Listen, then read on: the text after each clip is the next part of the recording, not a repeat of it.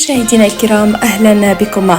شهدت ولاية برج بوعريريج والجلفة والمسيلة بالجزائر عشية اليوم تساقط غزير للأمطار الرعدية المصحوبة بكميات معتبرة من حبات البرد، وكانت حبات البرد كبيرة لم تشهدها هذه الولايات إلا نادرا، حيث اكتست الأرض رداء أبيضا مساء اليوم بعد موجة بردية هائلة شهدتها خاصة ولاية برج بوعريريج والجلفة والمسيلة نتيجة سقوط كميات هائلة من البرد، ما زرع الدهشة في نفوس المواطنين.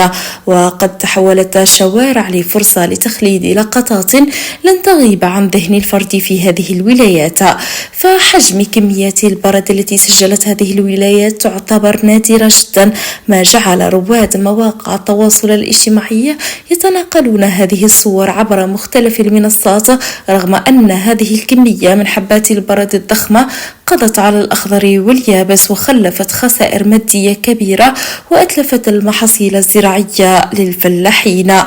ومشكورة كل من صفحات النشر الجوية الجزائرية والدرك الوطني والحماية المدنية، حيث كان لهم دور فاعل ومؤثر في تخفيف حدة المخاطر عبر تنبيه المواطنين على أجهزة الهواتف الذكية بضرورة توخي الحيطة والحذر من تقلبات الطقس وتقلبات جوية ونزول البرد بأحجام كبيرة، وعبر مختلف أذرع الدرك الوطني والحماية المدنية في ضمان انسيابية الحركة في الطرقات العامة.